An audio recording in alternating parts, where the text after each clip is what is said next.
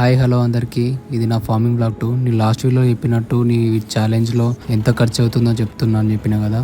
ఈ farming ఛాలెంజ్లో next day morning లేవగానే direct మేము ఇక్కడ నారు కోసం వడ్లు కొనుక్కోనికి వెళ్ళినాం. ఆ వడ్లకి ఎంత అవుతుందో మొత్తం మీకు బిల్తో సహా చూపిస్తా. మేము ఈసారి 2 రకాల వడ్లు తీసుకోబోతున్నాం. ఇక్కడ మీ షాప్ లో తీసుకున్నాం. ఇప్పుడైతే బండి మీద ఇప్పుడు 3 బస్తాలు తీసుకెళ్తున్నాం. మేము తీసుకున్న వడ్లు PR 126, ఇది దొడ్డు వడ్లు.